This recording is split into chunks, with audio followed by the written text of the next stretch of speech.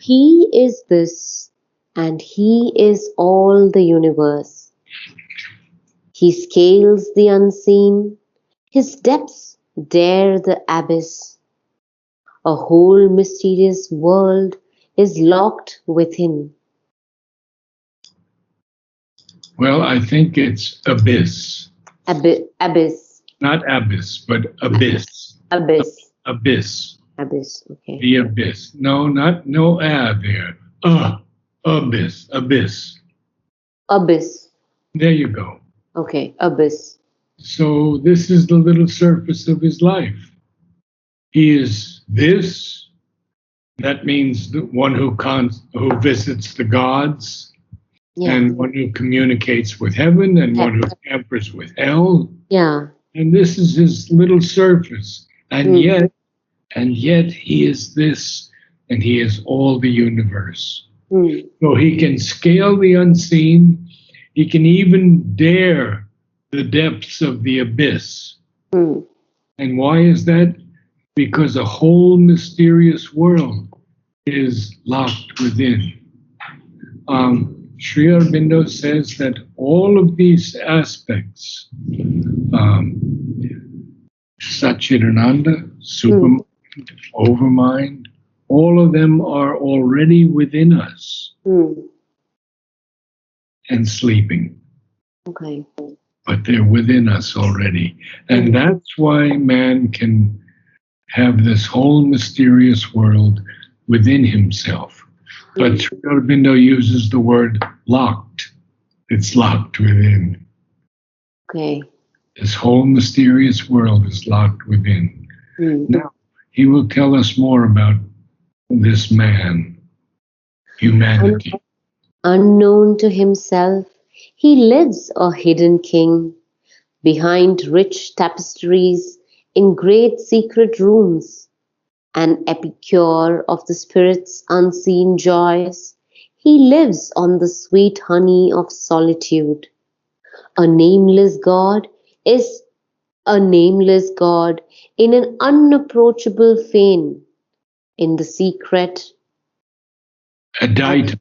in the secret aditum of his inmost soul. He guards the being's covered mysteries beneath the threshold, behind shadowy gates, or shut in vast cellars of inconscient sleep. Quite a bit to go through here. Yeah. So we'll begin. So, man can scale the unseen. To scale, of course, is to climb the unseen. And he can dare the depths of the abyss. Sri Aurobindo says the unseen, with whom there can be no pragmatic relations, unseizable, featureless, unthinkable, undesignable by name, whose substance is the certitude of oneself, in whom world existence is stilled, who is all peace and bliss. That is the self. That is what must be known. And this is from the Mandukya Upanishad.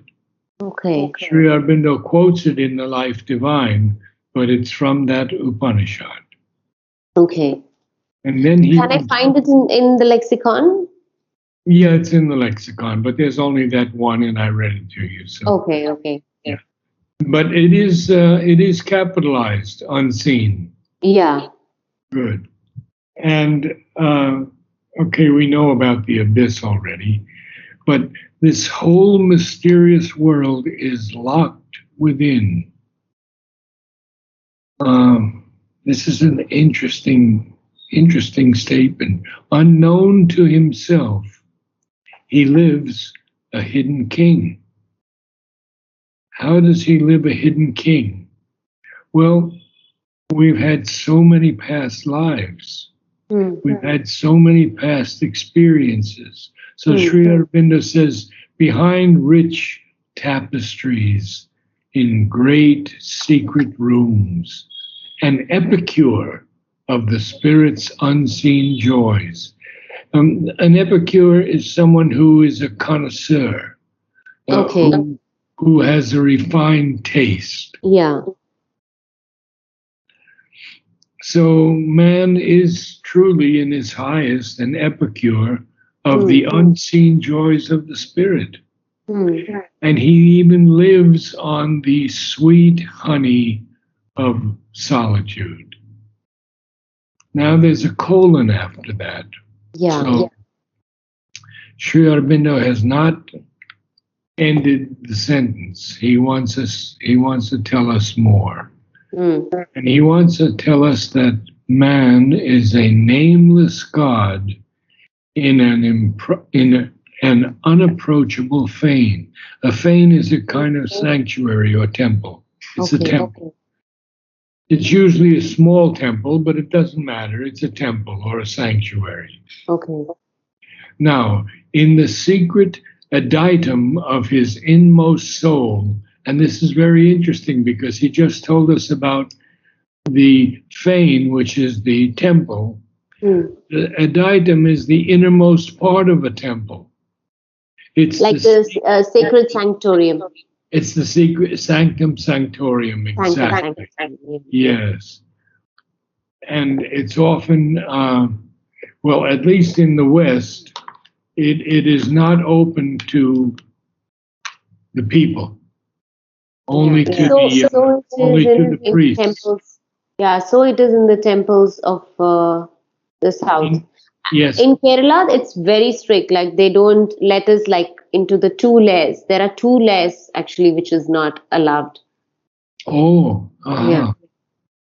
And so it's only the swamis who are there. The priests. Yes, the priests. Yes. Yeah. Good. So in this secret aditum of his inmost soul, man is guarding the covered mysteries of his being. Beneath the threshold, even behind shadowy gates, or even shut in vast cellars of inconscient sleep. So he's giving us this incredible image of mankind who is, who is everything and yet not aware of it. But here he says, well, let's go through it again. Why don't you read from This is the Little Surface and we'll get another picture of it. Yeah. This is the little surface of man's life. He is this, and he is all the universe. He scales the unseen. His depths dare the abyss. Think of UH. Think of UH. Okay. Abyss. Okay. His depths dare the abyss. The whole mysterious world is locked within. Unknown to himself, he lives a hidden king. Behind rich tapestries, in great secret rooms. Yes, I think tapestries. Like tapestries. Tapestry. Behind rich tapestries, in great secret rooms, an epicure of the spirit's unseen joys, he lives on the sweet honey of solitude. A nameless God in an unapproachable fane, in the secret aditum of his inmost soul. He guards the being's covered mysteries beneath the threshold, behind shadowy gates, or shut in vast cellars of inconscient sleep. The immaculate. We've done inconscient, I believe, have we not? Yes. Okay. The immaculate divine, all wonderful, casts into the argent purity of his soul, his splendor and his greatness and the light of self-creation in time's infinity, as into a sublimely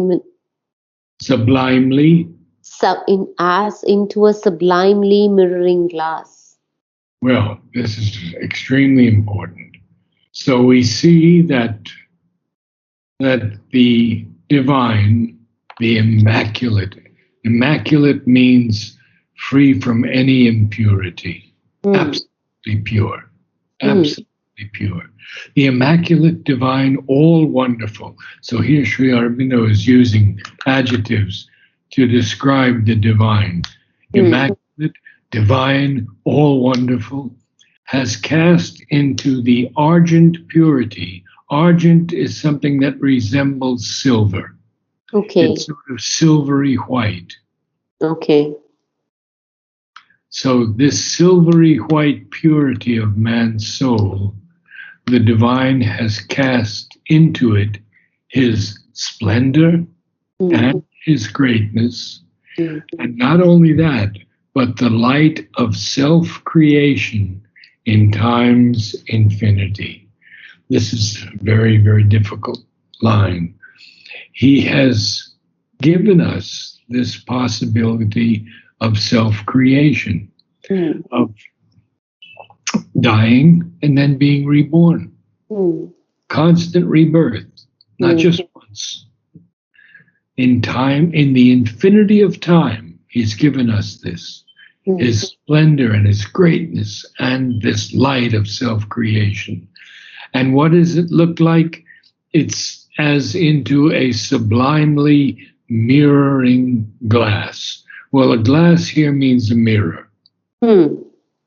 Okay. So it's sort of looking into this sublimely. Sublimely is an exalted, lofty. Okay. Lofty mirroring glass. And then to end this whole thing, there's this line that we could repeat again and again. So read it for us. Man in the world's life works out the dreams of God. Beautiful. Yeah. Yes. Why is man doing this? Well, man is the highest in the rung of evolution. And within himself, he's already divine. Only he doesn't realize it. Now, I don't know if I can get, I think I can get this next one. 480, huh? Yeah. Let's see if I can get that 480. I think I can. Well, yes, I can get it. 480. Here we are. Now, Sri Aurobindo is going to continue with this description of man, of humanity, with the next line, but all is there. But all is there, even God's opposites. He's a little front of nature's works, a thinking outline of a cryptic force. All she reveals. Go ahead, last two lines. All she reveals in him, that is in her glorious walk in him and her darknesses. Well, her here is, of course, nature. Nature, yeah. Yeah. And all is there in man, even the opposites of God. So why should that be? Well, according to Ranga in the Life Divine, the divine has created all of this out of himself for his own play. And we have to understand this as a play. There can be evil, there can be distortions, there can be perversions, there can be all these negatives, but the divine doesn't see them like that. But on our human level of mind, we see the duality, we never see the unity. And so we have to understand that Sri Aurobindo is telling us that everything is there in man, even the Titan, he says. We all have a Titan in us. We have even at times an Asura in us, which is very interesting. Even God's opposites, and that's what they are. They are the opposites to God, but they're still the divine. They're still God. What is not God, right? We've been through that many times. Yeah. So he gives us a semicolon there, and he says that man, he is a little front of nature's works. When you're a front, you are giving it an aspect, a living aspect of nature's works. Mm. A front. We have a front in wartime when it's the front of the battle. Yeah. Yeah. We have someone standing in the front, and we see Yeah. that. Okay, Yeah. so man is a little front of this work, these works of nature, and he's even a thinking outline of a cryptic force. Now, cryptic has two interesting definitions. One is secret or occult, and Mm-hmm. the other is mysterious or puzzling. Okay. And this cryptic force can be both. It can Mm. be mysterious in meaning, it can be occult or secret. And Yeah. I think, have we done force? I think we've done force. Yes, we've done force. Yeah, We've done nature also and God also. right. So all she reveals in him, this is nature now, Mm. all she reveals in him, that is in her. And her glories walk in him and her darknesses. So let's read those lines again. But all is there, even God's opposites. He's a little front of nature's works, a thinking outline of a cryptic force. All she reveals in him, that is in her. All glories walk in him and No, her darkness. yes, her glories. Her glories walk in him and her darknesses. Yes. Man's house of life holds not the gods alone.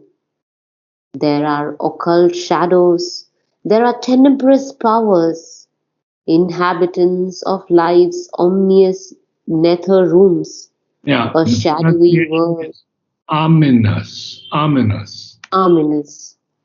Inhabitants of life's ominous nether rooms, a shadowy Ominous. world, Yes. A shadowy world, stupendous denizens.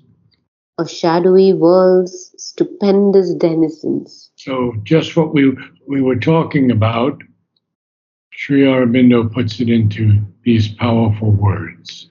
Hmm. That everything that is in nature, Hmm. she also reveals in man. Yeah. So her glories walk in him, but her Hmm. darknesses also walk in him. Yeah. And his house of life doesn't hold just the gods. There Hmm. are occult shadows, Hmm. there are tenebrous powers. Hmm. Tenebrous is always dark and gloomy. Yeah. Tenebrous. Inhabitants, Yeah. Inhabitants like somebody who is living in a space or yes, of yeah. life's ominous. Ominous means foreboding evil, something that is an omen of evil. Okay. Nether rooms, of course, is the lower rooms, the subconscious down to the inconscient. Hmm. And we have there a shadowy world's stupendous Splendid. denizens. Stupendous is something of astounding force. Yeah. And Here, denizen? here it would not be marvelous. Here it would be of astounding force or degree. Denizens are inhabitants, occupants. Okay. So we have these stupendous denizens that are occupying these ominous nether rooms of life. And they're the inhabitants there. Hmm. So Then he says that man is a careless guardian of all these powers of nature that are in Mm, him. And he harbor means to keep within, mm, dangerous forces in his house. His house means his body. Huh? Now, Sri Aurobindo is not satisfied with telling us all of those things about man, but he's mm. going to go on, and this is extremely powerful, and Yeah. talking about who, or we can say almost what, denizens are in man's house. Mm. Shall I go on? Yes, please. Yeah. A careless guardian of his nature's powers, man harbors dangerous forces in his house. The Titan and the Fury and the Jinn Jinn, yes. lie bound in the subconscious cavern pit, and the beast grovels in his antred den. Yeah, grovels. Grovels, No O there, but grovels. grovels. We'll pick up Dire, all those different definitions. And then dire mutterings. dire mutterings rise and murmur in their drowse. Sri Aurobindo is not painting a very good picture of man here, Yeah, because have we done the Titan? I think we have because we came across it once before. I think so. It was quite long, actually. Yes, But we yes. have the Fury also and the Jinn, and we haven't done those. So the No, we haven't Fury done those. in classical historical literature, Yeah, Furies are avenging deities. okay. They're dread goddesses with snakes entwined in their hair. Okay.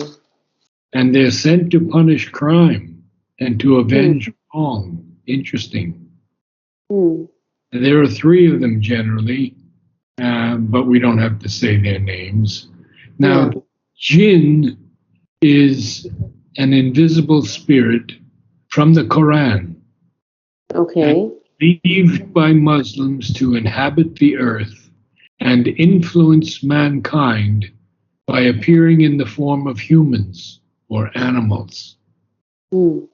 So, this one line, Sri Aurobindo gives us three of them: the Titan, Okay.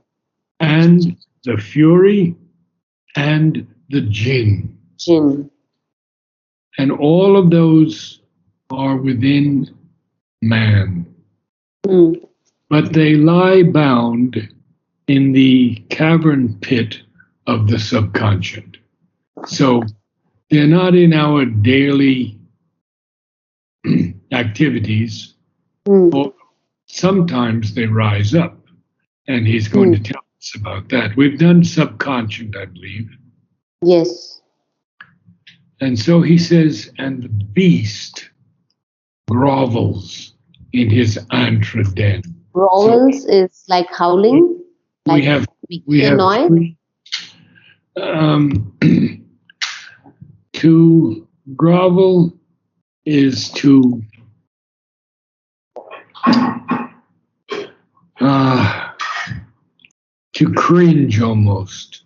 It Okay. can be even to creep or to crawl in a prostrate position. Understood. But, Understood. Yeah. but the third definition is even more interesting because it means to take pleasure in mean or base things. And I feel that applies most clearly here. Okay. Now, the beast from the dictionary means the devil Hmm. or the evil spirit. Hmm. So we have the beast groveling, taking pleasure in base things in his antre den. An antre Hmm. is a cave or a cavern. So a lot of things for you to write there. Yeah. Yeah. Now we have a little bit more, and we'll stop there for today because this was a very intense section. So Yeah. dire mutterings. Rise and murmur in their drowse. Keep going up to the Insurgent. adversary kings. Okay. Insurgent sometimes raises its huge head, a monstrous mystery lurking in life's deeps, the mystery of dark and fallen worlds, the dread visages of the adversary kings. Ah, this is going to have to be for next time because there's a lot. We'll just do a few Yeah, things here. yeah. Dire, of course, dire means causing great fear, Mm-hmm. something that's dreadful or terrible. Yes, So yes, these dire mutterings rise and they murmur in their yeah. drowse. So sometimes they're almost like asleep, but they mutter in their drowse. And I feel that this is an indication psychologically Mm, of these occult forces that rise up in weak humans and make them create evil, mm, kill others, injure others. yeah. Sometimes we can't believe the horrible things that men do to each other and women.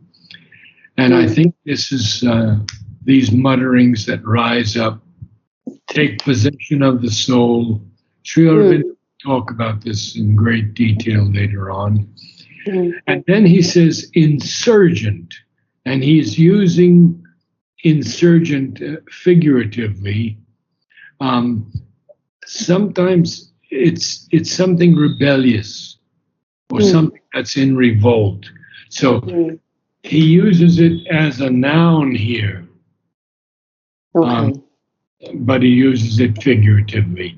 Sometimes it raises its huge head. Mm, And what is it? It's a monstrous mystery mm, lurking in these deeps of life. It is the mystery of dark and fallen worlds, and it's the dread visages of the adversary kings. And so we'll go through the adversary kings next time. yeah, And actually, Sri Aurobindo is not finished with this yet. yeah. So there's a lot more darkness that he unfolds for us. And this is why we have to be so careful that these beings don't come into our lives. They don't Mm, they don't not only take control of us, but they don't even touch us. We should mm, never allow that. We should always call in the force when mm, anything like this is going to happen. Um, yeah. Power of the name, most important to Mm, remember as we go through this very, very dark and challenging passage. Hmm? yeah. Okay, wonderful. So, Narad, I wanted to share something with you. oh, Um, wonderful. I read a talk. You know the girl whom I read with synthesis. Yes. So we together read a talk. Like I told her that I saw this talk article in Lexicon. So we found the article online and we read it together. And where it says that we have to read where how mother is saying to read Savitri every day. So since we read that, we have now taken it up as a project for a month to read every day, some like a few lines, and and just stay with those lines that day. This is wonderful. Great progress. Great Yeah. progress. Really. And I also coincidentally came across these line in especially in the talk because I started taking this flower remedy Ah, based on So divine will working in the inconscient. So I read at the same on the same day, because I had both inconscient, divine will in the subconscious as well as the inconscient. So I took like a mixed portion of it, like I took both of it, and I was doubting myself, like if I'm making the right decision. And then I read the line in the book saying that how the subconscious, how the inconscient is on its way to become uh, in the uh, in the subconscious. So um, I don't know. For me, like when I read that, I felt like it was a validation for me that I did the right thing. So Absolutely. Absolutely. yeah, Because the inconscient is not something that is totally negative. It's yeah, all working out towards consciousness. yeah, Yes. Good for yeah. you. Very good. Keep Thank you reading. so much. Okay. Namaste, Narad. Namaste.